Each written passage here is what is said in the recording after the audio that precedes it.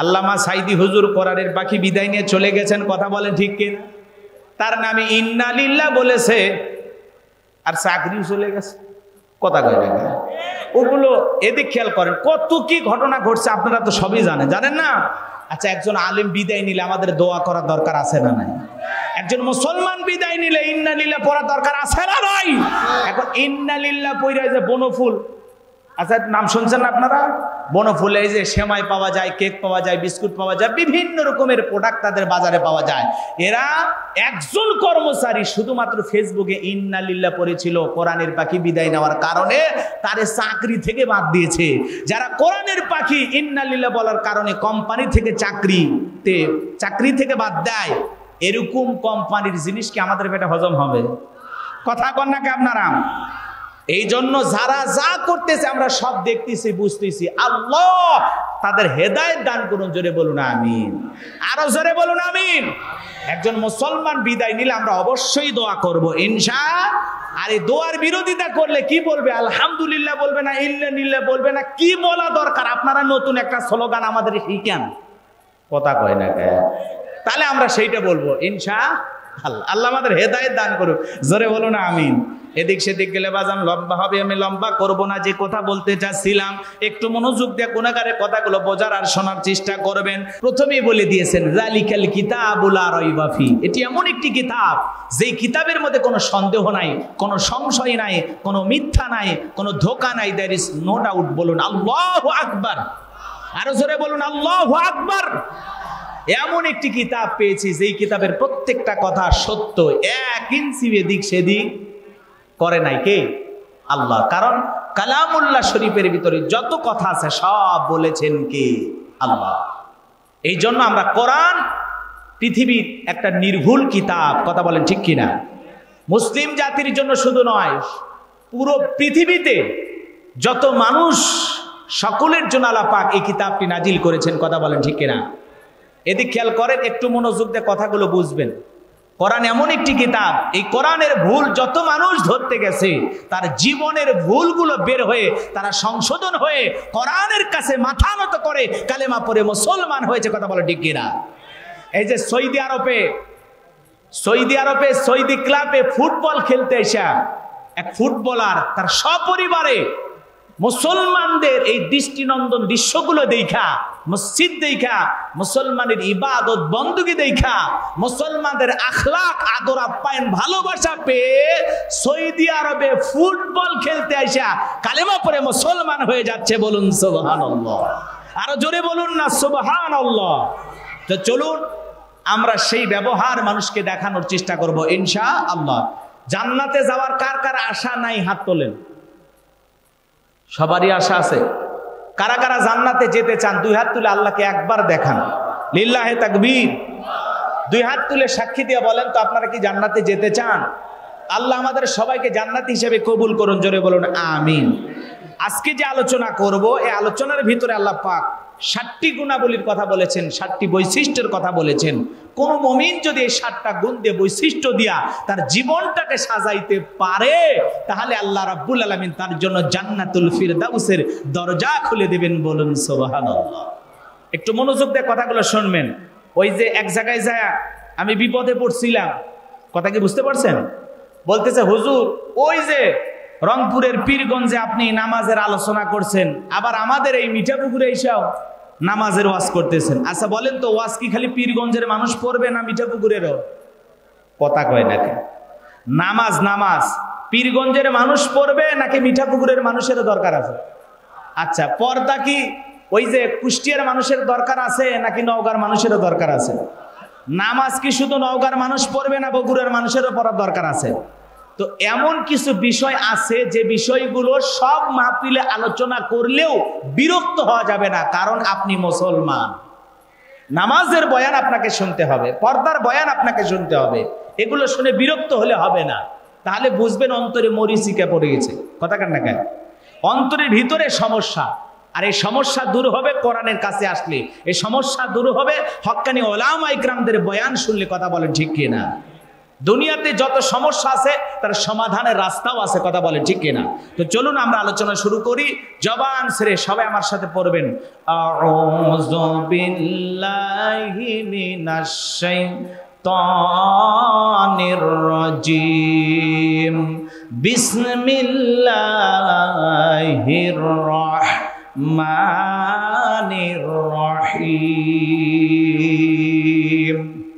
বিতাড়িত মোর্দার শয়তানের কাছ থেকে আল্লাহ পাকের কাছে আশ্রয় প্রার্থনা চাচ্ছি। পরম করুণাময় অসীম দয়ালু আল্লাহর নামে শুরু করছি। সূরা আল মুমিনুন। বলেন সূরার নাম কি? সূরা আল মুমিনুন। মোট আয়াত আছে 118, রুকু আছে 6টি। বিশ্বনবীর মক্কার জিন্দেগিতে এই সূরাটি নাজিল হয়েছেন। আমরা আজকে এই সূরা থেকে আলোচনা করব ইনশাআল্লাহ। জোরে বলেন ইনশাআল্লাহ।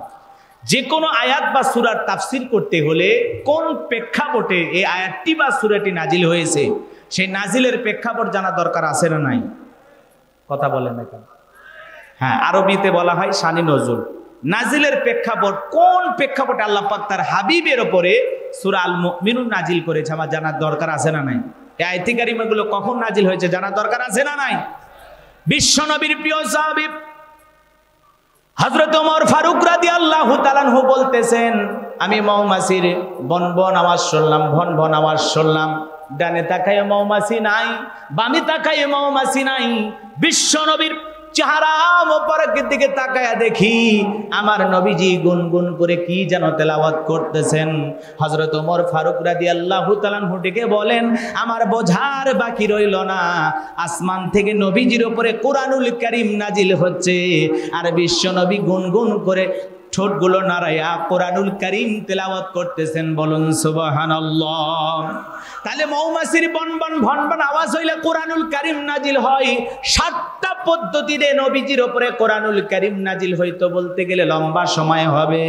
একটু মনোযোগ দিয়ে কথাগুলো শুনবেন। মৌমাছির ভনবন আওয়াজ হইলে কোরআনুল কারীম নাজিল হয়। দপ্তরি ছুটির ঘন্টায় বাড়ি মারে টনটন আওয়াজ হইলে, ওই রকম শব্দ হইলে বোঝা যায় নবীজির উপরে কোরআনুল কারীম নাজিল হচ্ছে। বলুন সুবহানাল্লাহ। নবীজি যখন ঘোড়ার উপরে থাকতেন ওই সময় যদি আল্লাহর হাবিবের উপরে কোরআনুল কারীম নাজিল হইতো, ওহির ভারে ঘোড়ার পা গুলো বালুর ভিতরে ডেবে যেত। বলেন আল্লাহু আকবার। নবীজি যখন উটের উপরে থাকতেন ওই সময় যদি নবীজির উপরে কোরআনুল কারীম নাজিল হইতো, ওহির ভারে উটের মাথা জমিনের সঙ্গে লেগে যেত। এক সাহাবী রানের উপরে মাথা রেখে নবীজি আরাম ফরমাচ্ছেন, ওই সময় যখন নবীজির উপরে কোরআনুল কারীম নাজিল হচ্ছে, সাহাবী ডেকে বলেন, আমার কাছে এতটা ওজন মনে হইল, আমার কাছে মনে হয়েছে পাহাড় আমার রানের উপরে চেপে ধরা হয়েছে, আমার রানটা মনে হয় ফেটে যাবে, আমি এই ওজনটা সহ্য করতে পারতেছিলাম না। তাহলে বলেন তো কোরআনুল কারীম রিসিভ করা নবীজির জন্য কষ্টসাধ্য ছিল কিনা? কথা বলেন ঠিক কিনা? জীবনের প্রথম ওহী রিসিভ করতে গিয়ে নবীজির শরীর মোবারকে জ্বর পর্যন্ত এসে গিয়েছিল। হযরত ওমর ফারুক রাদিয়াল্লাহু তাআলা আনহু বলেন, আমি মৌমাছির বনবন আওয়াজ শুনলাম, ডানে তাকায় মৌমাছি নাই, বামে তাকায় মৌমাছি নাই। বিশ্বনবীর চেহারার দিকে তাকায়া দেখি নবীজি গুনগুন করে কি যেন তেলাওয়াত করতেছেন। কিছুটা সময় যখন অতিবাহিত হয়ে গেল, বিশ্বনবী তখন ডেকে বলে, আমার সাহাবীরা শোনো, এই মাত্র আসমান থেকে জিবরাইল এসে আমার উপরে সূরা আল মুমিনুনের 10টি আয়াত কারিমা নাজিল করে জানায় দিয়ে গেলেন, নবী গো, এই 10টি আয়াতের ভিতরে আল্লাহ রাব্বুল আলামিন তার আদরের মুমিন বান্দাদের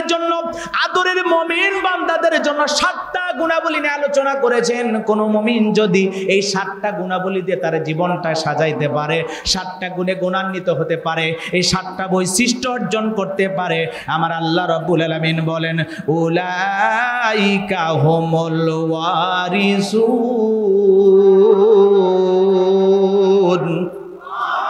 আল্লাযীনা ইয়ারসুনাল ফিরদাউস। আল্লাহু আকবার। হুম ফিহা খালিদুন।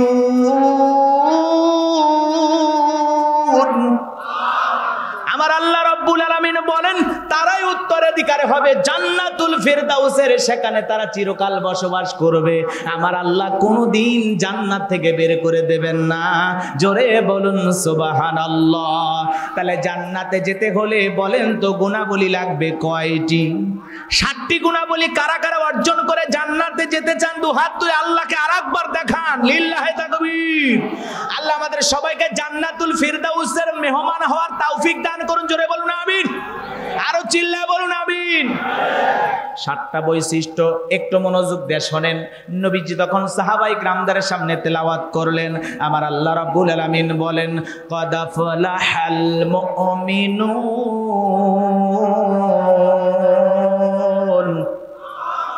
আমার আল্লাহ রাব্বুল আলামিন বলেন অবশ্যই মুমিনেরা সফল হয়েছে। সফল হয়েছে তারা ঈমান এনেছে যারা। সুবহানাল্লাহ বলেন। সফল কারা? ঈমান এনেছে যারা। ভালো করে একটু মনোযোগ দিয়ে শুনেন। আল্লাহ রাব্বুল আলামিন বলেন ক্বাদ আফলাহাল মুমিনুন, অবশ্যই মুমিনেরা সফল হয়েছে। অলরেডি মুমিনেরা সফল হয়েছে, বলেন সুবহানাল্লাহ। তাহলে সফল হয়েছে তারা ঈমান এনেছে যারা। ঈমানদার ছাড়া সফল হওয়া যাবে না, ঈমানদার ছাড়া জান্নাত ভাগ্যে জুটবে না। কথা বলেন ঠিক কি না? তাহলে বলেন তো বাজান, সফল হওয়ার আগে এদিক খেয়াল করেন, সফল যদি আপনি হতে চান জীবনে, তাহলে কি হওয়া লাগবে? ঈমানদার হওয়া লাগবে। জোরে বলেন কি হওয়া লাগবে? আমরা মনে করি ক্ষমতা থাকলে সফল। পৃথিবীর সবচাইতে বড় ক্ষমতাধর ব্যক্তির নাম বর্তমানে জো বাইডেন। কি নাম? একটু মনোযোগ, এদিক 1 ঘন্টার বেশি আমি আলোচনা করার চেষ্টা করব না। 12টা পর্যন্ত আপনারা ওয়াদা দিয়েছেন, মুসলমান হিসেবে খালি ওয়াদাটা রক্ষা করেন, অবশ্যই কিছু নিয়ে বাড়িতে যেতে পারবেন ইনশাআল্লাহ। একটু আমার মন গড়া কোনো কথা বলবো না, এদিক মনোযোগ। বলেন তো পৃথিবীর সবচাইতে বড় নেতার নাম কি এখন? Joe Biden. আমেরিকার প্রেসিডেন্ট বড় নেতা না? হ্যাঁ, এরা হলো পৃথিবীর বর্তমানে মোড়ল। জো বাইডেন হলো পৃথিবীর সবচাইতে বড় নেতা। এদিক খেয়াল করেন। আমরা কিছু মানুষ মনে করি ক্ষমতার দিক দিয়ে হয়তো বা সফল হওয়া যায়। বলেন তো বাজান, জো বাইডেন পৃথিবীর যত বড় নেতা হোক, এই জেলার নাম নওগাঁ। নওগাঁতে কাঁচা বাজার আছে না নাই? কাঁচা বাজারে যে তরি তরকারি বিক্রি করে, সিম আলু আছে না? সিম আলু, আলুর বাজারে যে আগুন লাগছে বাবারে, ওইটা বলার দরকার নেই। আজকে বাজারে সবজি কিনতে গেলে অবস্থা খারাপ, মধ্যবিত্তদের চোখ দিয়ে পানি পড়ে, আমাদের দেখার কিন্তু কেউ নাই। এক ডিম 15 টাকা খাওয়া লাগতেছে, এক ডাব 200 টাকা রে বাবা। সয়াবিনের তেলের কথা তো অতীত থেকেই বলে আসতেছে, বলার আর দরকার নাই। পেঁয়াজের খেলাও দেখতেছেন, ডিমের খেলাও দেখতেছেন, এখন আবার চলতেছে আলুর নাটক।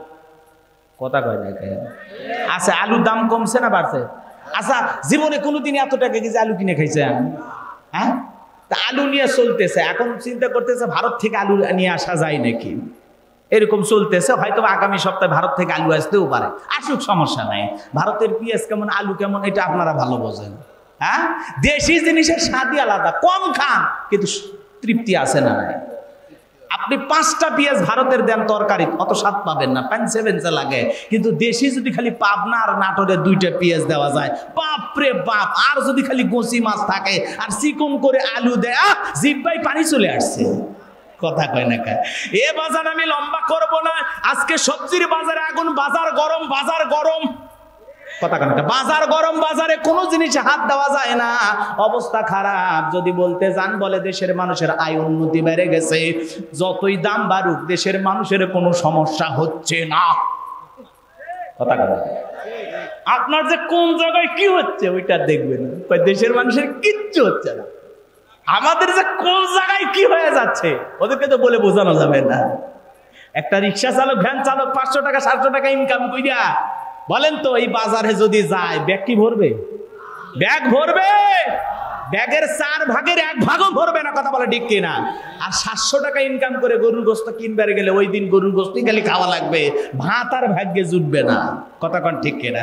যাই হোক, এইগুলো বলতে গেলে আবার বলবেন হুজুর বাজারের হিসাব কেন করবেন? আপনি বক্তা মানুষ, ওয়াজ করতে আসছেন।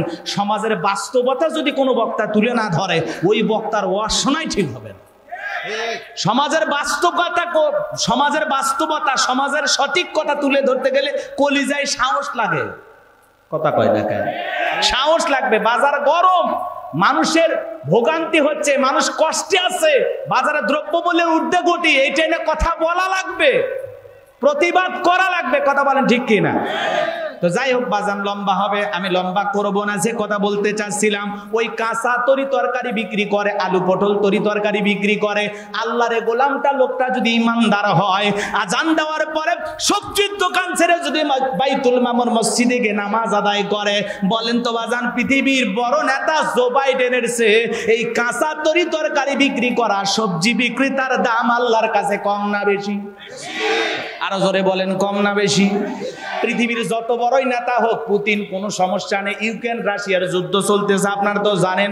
এই পুতিন যত বড় নেতা হোক, কাটিং মারা কিংজম যত বড় নেতা হোক, এরা যত বড় প্রেসিডেন্ট হোক, মনে রাখবেন বাংলাদেশের একজন রিক্সা চালক, ভ্যান চালক লোকটা যদি ইমানদার হয়, আজান দেওয়ার পরে রিক্সার চাকা বন্ধ করে আল্লাহর ঘরে যে যদি সিজদা দেয়, বলেন তো বাজান, পৃথিবীর এই বড় নেতাদের চাইতে আল্লাহর কাছে রিক্সা চালকের দাম কম না বেশি? তার মানে আল্লাহর কাছে দাম আছে তাদের কলিজার মধ্যে ঈমান আছে, যাদের ঈমান আছে আল্লাহর কাছে দাম আছে। ঈমান নাই, তোমার টাইম নাই, কথা বলে ঠিক কি না? এই জন্য বাজান, ক্ষমতা থাকলে সফল হওয়া যায় না, টাকা থাকলে সফল হওয়া যায় না। পৃথিবীর বড় বড় ধনীর ইতিহাস আপনারা জানেন, বিল গেটসের মতো এত বড় ধনী, তারপরে বউ সংসারে থাকলো না। কথা কর নাকি আপনারা? রাগ করতেছেন মনে হয়। এ বাজান গো আমার, কত কত সরকার আছে তাদের দাম্পত্য জীবনের ইতি টানতেছে, কত শিল্পী আছে দাম্পত্য জীবনের ইতি টানতেছে, কত নায়ক আছে গায়িকা আছে দাম্পত্য জীবনের ইতি টানতেছে। তার মানে সংসার করতে যা বোঝা যায়, টাকায় নারী আটকায় না, সৌন্দর্য নারী আটকায় না, সুন্দর কণ্ঠে আটকায় না, খেলোয়াড়ের কাছে আটকায় না। এখন জাতির যুবকেরা স্লোগান দিল, নারী কিসে আটকায়? নারী আটকায় পুরুষের একমাত্র ভালোবাসায়। বোঝে না, বোঝে না, বোঝে না, কথা কয় না কে? রাগ করতেছেন মনে হয়। আস্তে আস্তে যাচ্ছি, সব আজকে বলে দেব, কপালে যা আছে পরে দেখা যাবে।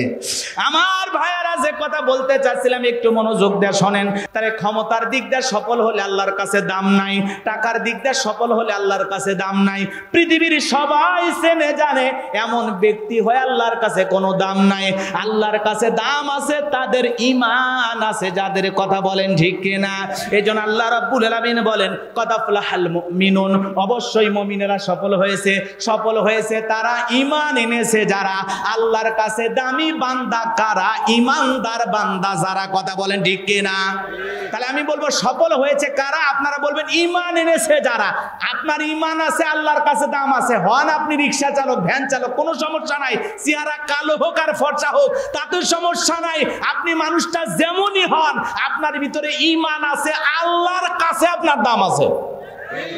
আল্লাহর কাছে দামি হলে দুনিয়ার মানুষের কাছে দামি হওয়া দরকার আছে। আমাদের টাকা দরকার নাই, ক্ষমতা দরকার নাই, আমাদের কিছুই দরকার নাই। যদি আমি আল্লাহর প্রিয় গোলাম হয়ে মৃত্যুবরণ করতে পারি, আমি যদি আল্লাহর প্রিয় পছন্দের বান্দা হয়ে মৃত্যুবরণ করতে পারি, এটা আমার জীবনের সবচাইতে বড় সফলতা, কথা বলে ঠিক কিনা? তাহলে আমি বলবো সফল হয়েছে কারা? আপনারা বলবেন ঈমান এনেছে যারা। আমি বলবো আল্লাহর কাছে দামি বান্দা কারা? আপনারা বলবেন ঈমানদার বান্দা যারা। বলতে পারবেন না? বলেন তো সফল হয়েছে কারা? আরো জোরে, সফল হয়েছে কারা? আল্লাহর কাছে দামি বান্দা কারা? ঈমানদার বান্দা যারা। আল্লাহর কাছে দামি বান্দা কারা? তাহলে ঈমান আনলে আল্লাহর কাছে সফল হওয়া যায়।